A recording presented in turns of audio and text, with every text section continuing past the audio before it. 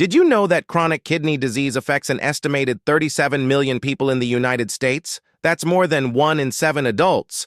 And what's truly alarming is that for our senior population, those numbers are even higher, and a staggering 9 out of 10 people with kidney disease don't even know they have it.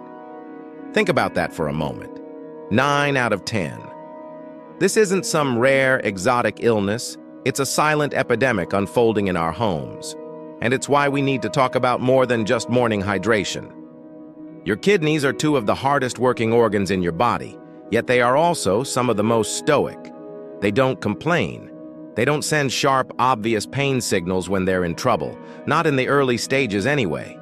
This is why so many people are caught completely off guard by a diagnosis. Let me tell you about a patient of mine, a gentleman named Arthur. Arthur was in his late 60s. A retired school teacher who was the picture of discipline. He followed all the advice he'd read online. He had his lemon water every morning, never missed his morning walk, and ate a sensible breakfast. But he came to see me because he was just so profoundly tired. "Doc," he told me, "I feel like my get up and go has got up and gone for good. I must just be getting old." He'd also noticed his ankles were a bit puffy in the evenings, but he chalked it up to sitting too much while reading. It was a simple blood test, a routine check of his kidney function, that revealed the truth. His kidneys were only working at about 50% of their capacity. Arthur was floored. He had no pain, no dramatic symptoms, just fatigue and some swelling he had dismissed. This is a story I've seen play out countless times. You're not alone if you've dismissed symptoms like these. We often attribute fatigue, mild swelling, or even changes in urination to the simple process of aging. But sometimes, these are quiet whispers from your kidneys asking for help. Let's break down why this happens. Think of your kidneys as the most sophisticated filtration system imaginable. Every single day, they filter about 200 quarts of blood, that's about 50 gallons, to sift out about 2 quarts of waste products and extra water. They are the body's master chemists, balancing your salts, potassium, and acid content. When this system is running smoothly, everything is in harmony. But certain habits, which we'll discuss today, are like constantly pouring fine sand into that delicate filtration system. At first, the system compensates. It works harder, the healthy parts picking up the slack for the parts that are getting clogged. You don't notice a difference. But over years, that constant low-grade stress wears the system down, bit by bit. The damage is slow, gradual, and most importantly, silent. By the time symptoms like Arthur's fatigue become undeniable, a significant amount of function can already be lost. Have you ever noticed that you seem more tired than you used to be, even after a full night's sleep? Have you ever looked down at your ankles and seen the imprint of your socks lasting longer than it should? These are not just signs of getting older. They could be early indicators that your body's filtration system is under strain. The good news, and I always want you to remember this, is that there is so much good news. Your body has a remarkable capacity for healing and preservation. By understanding these hidden risks, you can make simple, powerful changes that can protect your kidneys for years, even decades, to come. It's not about a radical overhaul of your life. It's about being informed and making smarter choices, starting today. In our talk today, we're going to move beyond the morning routine and look at the rest of your day, from the medicine cabinet to your afternoon snack to how you wind down at night. Let's start with one of the biggest culprits I see, something sitting in almost everyone's bathroom right now. Let's open the door to the bathroom and look inside the medicine cabinet. For millions of people, especially those of us dealing with the chronic aches and pains that can come with age, this cabinet holds what seems like a simple, harmless solution: a bottle of over-the-counter pain relievers. I'm talking about a specific class of drugs called non-steroidal anti-inflammatory drugs, or NSAIDs. You know them by their common names, ibuprofen and naproxen. We reach for them for a headache, a sore back, and very commonly, for the persistent pain of arthritis. Because they are so readily available, We have a tendency to view them as completely benign. But I need to be very direct with you here. For your kidneys, frequent use of these medications can be one of the most significant and overlooked risks. I've seen this many times in my practice. Let me tell you about Barbara. She was a wonderfully energetic woman in her early 70s whose passion was her garden. Unfortunately, her knees didn't share her enthusiasm. To manage her arthritis pain and keep doing what she loved, she was taking the maximum recommended dose of ibuprofen every single day. She told me, "Dr. Clark, it's the only way I can kneel down to weed my roses." She, like many, believed that because it was sold over the counter, it was fundamentally safe for long-term use. Her wake-up call came during a routine checkup when her blood tests showed a sudden and sharp decline in her kidney function. Barbara was in the early stages of kidney injury, and it was a direct result of her daily pain reliever habit. So, how can something so common be so harmful? Let's look at the science in a simple way. NSAIDs work by blocking enzymes that produce compounds called prostaglandins. This is great for reducing pain and inflammation. However, some of these prostaglandins play a vital protective role in your body. Specifically, they help to keep the tiny arteries that supply blood to your kidneys wide open. Think of it like this. Your kidneys need a steady, strong flow of blood to get the oxygen and nutrients they need to do their filtering job. Prostaglandins are like the traffic cops keeping that highway open. When you take an NSAID, you're essentially sending those traffic cops home. This can cause those small arteries to constrict, reducing blood flow. It's like pinching a garden hose. If you do this for a short time, it's usually not a problem for a healthy person. But if you are consistently taking these medications, especially at high doses, or if you're dehydrated, or if you already have a condition like high blood pressure or diabetes, you are slowly starving your kidneys of the blood they desperately need. This can lead to a serious condition called acute interstitial nephritis, or contribute to the slow, silent progression of chronic kidney disease. And it's not just prescription and over-the-counter drugs we need to be mindful of. The supplement industry is a multi-billion-dollar business, and it often operates on the powerful belief that natural equals safe. This is a dangerous assumption. Many herbal supplements can be quite potent, and some are directly toxic to the kidneys. For instance, a substance called aristolactic acid, which has been found in some traditional herbal remedies for weight loss or arthritis, is a known and powerful kidney toxin capable of causing kidney failure. Beyond herbs, even high doses of seemingly harmless vitamins can pose a risk. Take vitamin C, for example. It's a water-soluble vitamin, meaning your body takes what it needs and your kidneys excrete the rest. For most people, this is fine. But if you have underlying kidney issues and you take megadoses of vitamin C, you're forcing your already strained kidneys to process a huge amount of a substance called oxalate, a byproduct of vitamin C metabolism. This can lead to the formation of oxalate kidney stones and further damage. Have you ever thought to yourself that if a little of a supplement is good, then more must be better? When was the last time you reviewed every single supplement and vitamin you take with your doctor? The good news is that managing this risk is straightforward. For pain, consider safer alternatives first. For many types of pain, acetaminophen is often a better first choice, as it works differently and does not affect kidney blood flow in the same way. Of course, non-drug approaches are even better. Physical therapy, topical creams, hot and cold packs, gentle movement.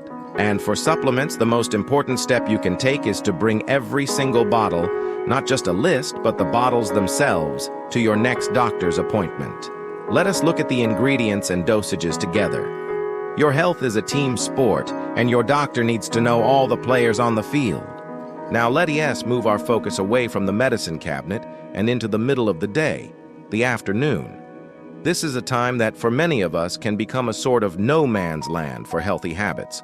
Lunch is over, dinner feels a long way off, and it's easy to fall into patterns that, while seemingly innocent, place a silent, steady strain on our kidneys. The first and most common issue I see is what I call the afternoon drought. We often start the day with good intentions, drinking water or juice with breakfast. We might have an iced tea or a soda with lunch. But then what happens between 2 p.m. and 6 p.m.? For so many seniors, this period becomes a hydration dead zone. The simple act of forgetting to drink water is incredibly common. As we age, our natural thirst mechanism, the little alarm bell in our brain that says I'm thirsty, can become less sensitive. You might be mildly dehydrated and not even feel it. This is compounded by the fact that the afternoon is often a time for a nap, for reading a book, or for getting lost in a television program. Hours can slip by without a single sip of water. Have you ever felt that mid-afternoon slump, that wave of fatigue that makes you want to close your eyes? We often blame it on a big lunch or just the time of day, but very frequently, it's a primary sign of dehydration. Let me tell you about Frank, a meticulous retired accountant who came to my office frustrated by recurring kidney stones. He was a man of routine. He'd have his 2 cups of coffee in the morning, a large glass of iced tea with his sandwich at noon, and then nothing but a small glass of milk with his dinner. He insisted, "Doc, I drink plenty of fluids." But when we mapped out his day, we discovered a 5-hour gap where his fluid intake was 0. His body was running on empty every single afternoon. To understand why this is so critical, think of your blood as a river that flows through your kidneys to be cleaned. When you're well hydrated, that river flows smoothly and the kidneys can easily filter out the waste. When you're dehydrated, the amount of fluid in your blood decreases. That river becomes thick and sludgy. This forces your kidneys to work much harder to do their job.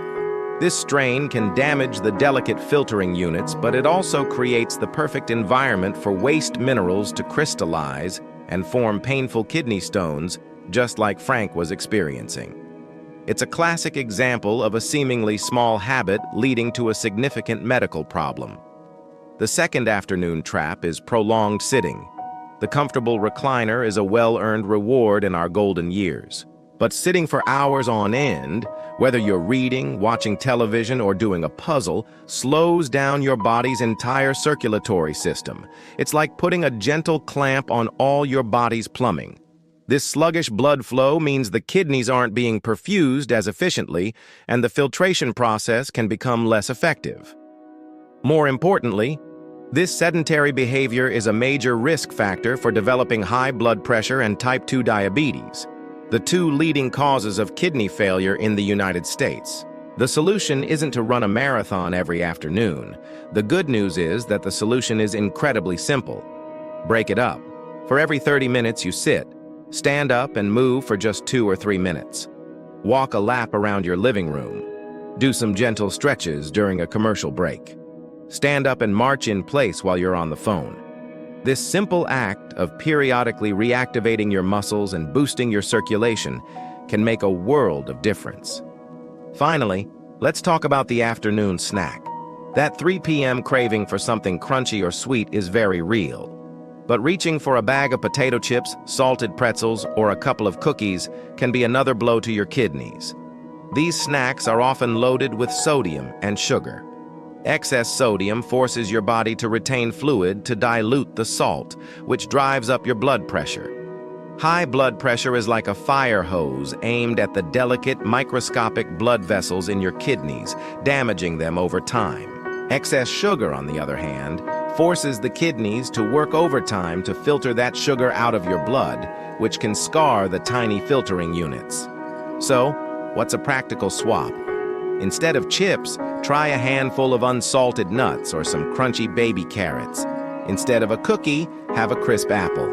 An apple provides fiber, hydration, and satisfies that need for sweetness without the sugar crash and the kidney strain. So, I'll ask you to think about your own routine. What does your afternoon typically look like? Is it a hydration drought? Is it filled with hours of uninterrupted sitting? A simple glass of water and a 5-minute walk could be the most powerful medicine you take all day. We've talked about what to avoid, but now I want to shift our focus to one of the most powerful, proactive tools you have for protecting your kidneys: exercise. Now, I know that for many, the word exercise can be intimidating. It might conjure up images of marathon runners or bodybuilders in a noisy gym. I want you to push those images aside. When I talk about exercise for kidney health, I'm talking about gentle, consistent, life-giving movement. It's not about punishment, it's about partnership with your body. The right kind of movement can be transformative for the health of your kidneys, primarily because it directly combats their two greatest enemies, high blood pressure and high blood sugar. The good news is, the most effective exercises are often the simplest. At the top of my list is walking. It's the gold standard for a reason. It's free, it's accessible, and it's incredibly low impact on your joints. Other fantastic options include swimming or water aerobics, which are blessings for anyone with arthritis because the water supports your body weight. A stationary bike is another wonderful, low-impact way to get your heart rate up.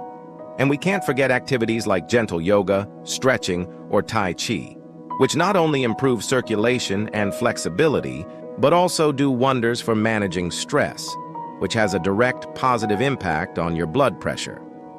Let's quickly look at the science of why this works, because it's truly remarkable. Think of your blood pressure. Regular, moderate exercise strengthens your heart muscle. A stronger heart can pump more blood with less effort. This means there's less force being exerted on the walls of your arteries with every beat. It's like replacing a small, straining motor in a fountain with a larger, more efficient one. The pressure in the whole system goes down. This reduction in pressure isn't just good for your heart, it's a lifesaver for your kidneys. It takes the strain off those thousands of tiny, delicate filtering vessels inside them, protecting them from damage. Now, for blood sugar. When you move your body, your muscles need fuel. Their fuel of choice is glucose, or sugar. Exercise acts like a sponge, soaking up excess sugar from your bloodstream to power your movement. This gives your kidneys a much-needed break from having to work overtime to filter out all that extra sugar. Over time, consistent activity can even help your body become more sensitive to its own insulin, which is the cornerstone of managing and preventing type 2 diabetes. I'm reminded of a patient of mine, Eleanor. When she was first diagnosed with early-stage kidney disease in her late 70s, she was also managing diabetes and high blood pressure. She was terrified of exercise. "Dr. Clark," she said, "I get out of breath just walking to the mailbox. I'm afraid I'll do more harm than good." We made a deal. Her only goal for the first week was to walk to the end of her short driveway and back, once a day. That was it. The next week, she walked to her neighbor's driveway. Slowly, month by month, she built her confidence and her stamina. She eventually found a local senior center with a warm water aerobics class, and she fell in love with it. A year later, her story was incredible. Her blood pressure and blood sugar numbers had improved so dramatically that we were able to reduce her medication dosages. And most importantly, the rate of her kidney function decline had slowed to a crawl. Her simple, consistent movement had become one of the most powerful medicines she was taking. Now, it is important to know what can hurt. If you have been diagnosed with more advanced kidney disease, it's crucial to avoid overly strenuous, high-intensity exercise that can cause severe dehydration or muscle breakdown.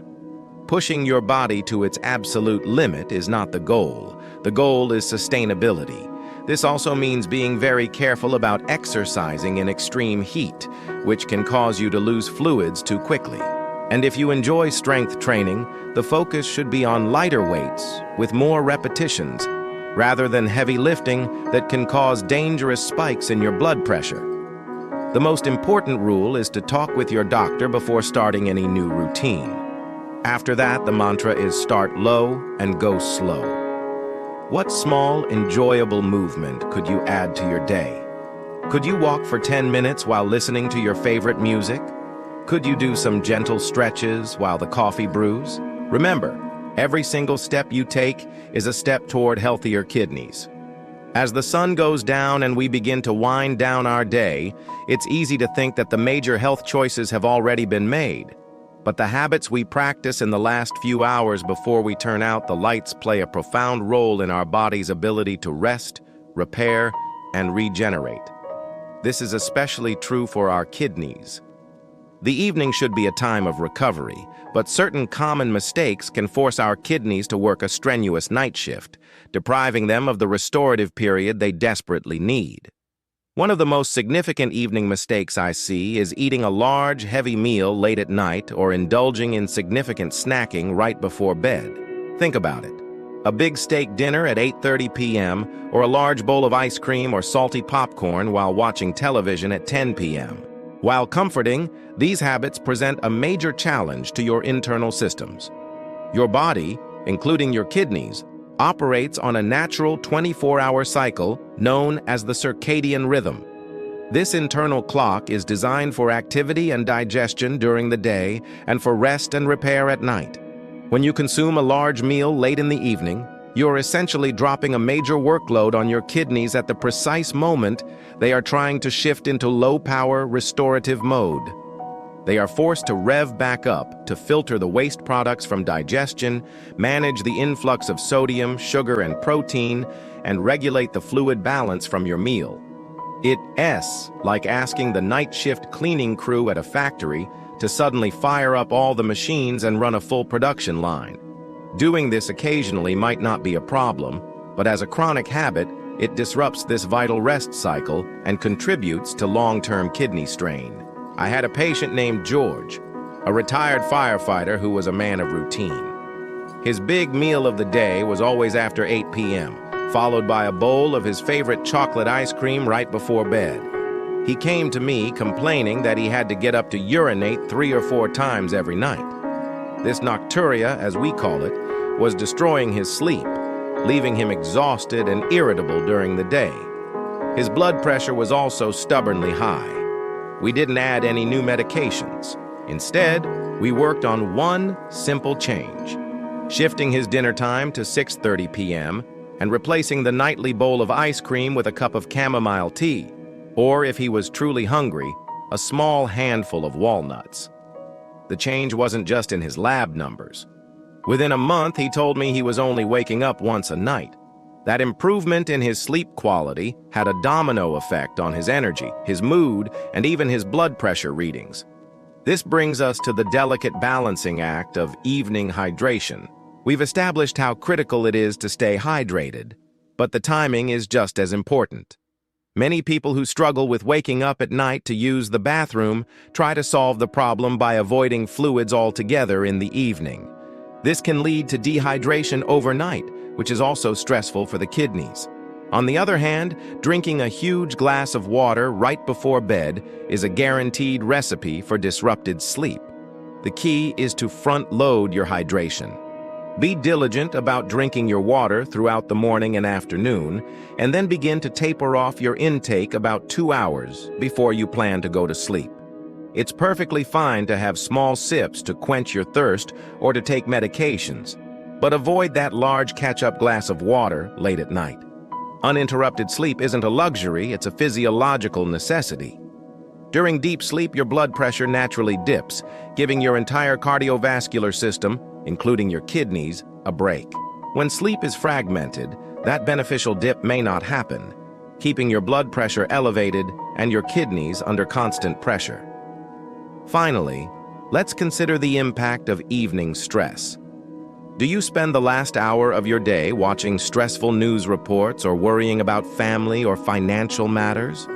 When you're stressed, your body releases hormones like cortisol and adrenaline.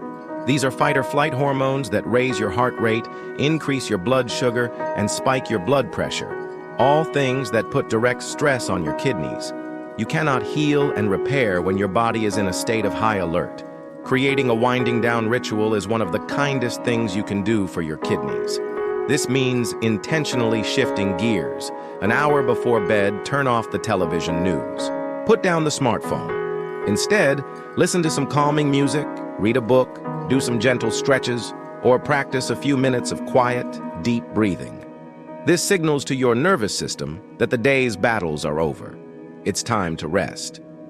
Ask yourself tonight, what is your routine in the 2 hours before bed? Is it one of stress and stimulation, or one of calm and restoration? That choice can make all the difference. Up to this point, We've been talking about the kidneys almost as if they exist in a vacuum, but our bodies are a deeply interconnected system, and nowhere is this more apparent than in the powerful and critical relationship between your kidneys and your heart. I often describe them to my patients as unseen siblings. They rely on each other, support each other, and when one is in trouble, the other is invariably affected. You simply cannot have a healthy heart in the long run without healthy kidneys, and you cannot have healthy kidneys without a healthy heart. It is a two-way street, and understanding this connection is one of the most important things any senior needs to know about their long-term health. Let's first look at the traffic going from the heart to the kidneys. The two biggest drivers of kidney disease are high blood pressure and diabetes, both of which are directly related to cardiovascular health. Let's focus on blood pressure. I want you to imagine the filters in your kidneys, the tiny, delicate structures called glomeruli, as a bed of delicate flowers. Now imagine the blood vessels leading to them are a garden hose. Under normal blood pressure, that hose delivers a gentle, life-sustaining stream of water to those flowers. But if you have high blood pressure, it's as if that garden hose has been hooked up to a fire hydrant. That immense, relentless pressure pounds against those delicate structures, day in and day out. Over years, this force scars and destroys them, permanently reducing your kidney's filtering ability. High cholesterol also plays a role.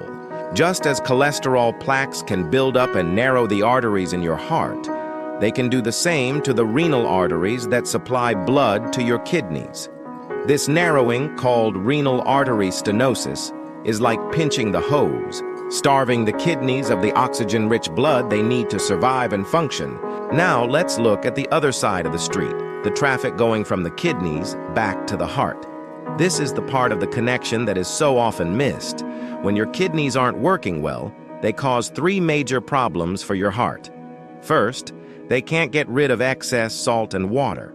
This fluid builds up in your system, increasing the total volume of blood your heart has to pump. This extra volume drives blood pressure up even higher and forces the heart muscle to work much harder, which can lead to an enlarged heart and eventually congestive heart failure. Second, when the kidneys fail to filter properly, waste products and toxins build up in the blood. These toxins are not inert, they are inflammatory and damaging to the heart muscle itself and the lining of the blood vessels. Third, healthy kidneys produce vital hormones. One hormone, renin, helps regulate blood pressure. Another, erythropoietin, tells your bone marrow to make red blood cells. When kidney function declines, blood pressure can become chaotic and difficult to control, and you can develop anemia. Anemia means you have fewer red blood cells to carry oxygen. This forces your heart to beat faster and work dramatically harder just to supply your body with the oxygen it needs to survive, putting it under immense strain. I remember a patient, Susan, who was being treated for heart failure. She had all the classic symptoms: shortness of breath, fatigue, significant swelling in her legs. But she just wasn't responding to the standard heart medications the way we expected. It was a frustrating puzzle. It wasn't until we took a very close look at her kidney function tests that we found the missing piece. She had moderate chronic kidney disease that had gone under the radar. Her kidneys weren't getting rid of fluid properly, which was making her heart failure worse. And they weren't producing enough hormones, leading to an anemia that was exhausting her heart.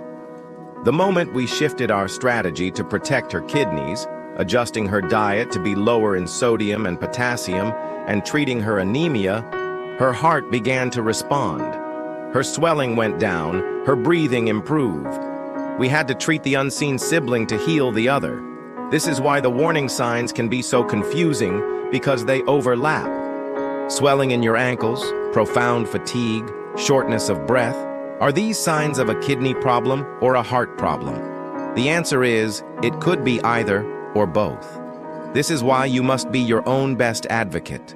Know your numbers. You probably know your blood pressure and maybe your cholesterol, but do you know your kidney numbers? Ask your doctor for your GFR or glomerular filtration rate.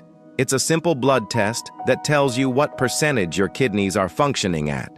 The good news is that the same simple habits protect both these vital organs. A low-sodium diet, regular gentle movement, keeping blood sugar in check, and managing stress, these actions support the entire system, ensuring that this critical two-way street remains open and healthy for years to come.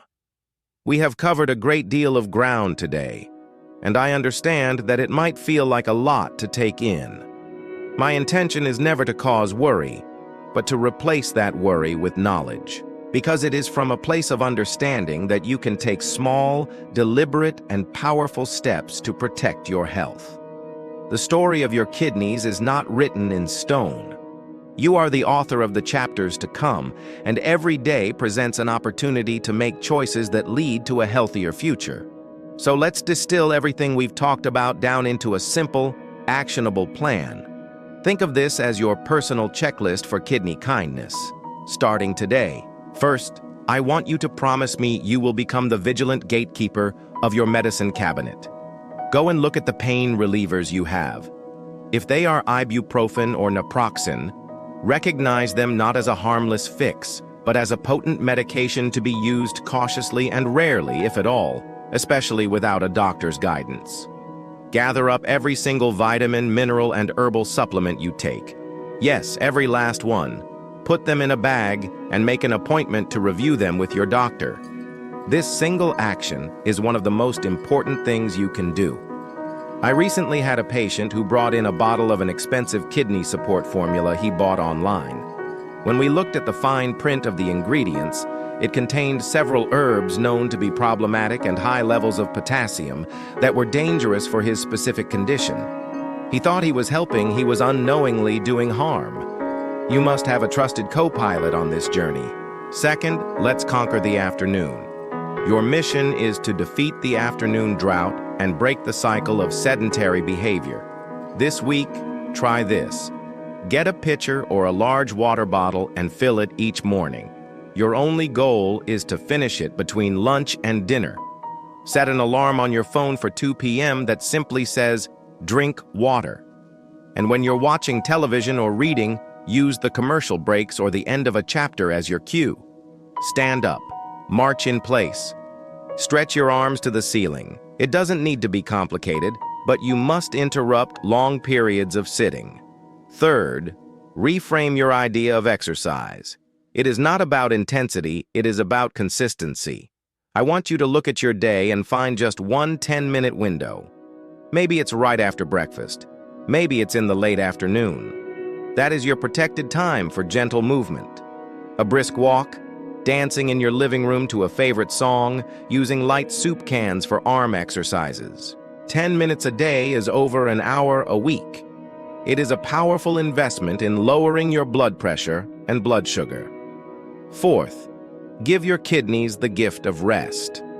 Redefine your evening routine as a time for healing. Make a conscious effort to finish your last big meal at least 2 to 3 hours before you lie down. If you need a snack later, make it something small and gentle on your system. A handful of nuts, a piece of fruit, and please create a buffer zone between the world's stress and your sleep. Turn off the turbulent news. Put away the screens. Allow your mind and body, including your hardworking kidneys, to shift into that vital state of repair. And finally, honor that sacred kidney-heart connection. Be the CEO of your own health. This means knowing your numbers and not being shy about asking your doctor to explain them. Your blood pressure, your cholesterol, your A1C if you have diabetes, and your GFR, your kidney function number. These are the key performance indicators of your body, and you have a right to understand them. Now, I know this list can still seem daunting, so here is my most important piece of advice. Do not try to do everything at once. That is a sure path to feeling overwhelmed and giving up. I want you to choose just one single thing from our entire conversation today that feels manageable to you. Maybe your one thing is to switch from a salty afternoon snack to an apple. Maybe it's to make that phone call to your doctor's office. Perhaps it's just to stand up and stretch during every commercial break of your favorite show. Whatever it is, Commit to that one thing for the next 7 days. Track your progress. See how it feels. Small, consistent victories build the momentum you need to make lasting change. You are far more powerful than you think. Your daily choices have a profound impact on your health. Be kind to your body. Be patient with yourself. And know that with every glass of water you drink and every short walk you take, you are doing something wonderful for the silent, hard-working guardians of your health, your kidneys. Please, share in the comments below. What is the one habit you are going to try this week?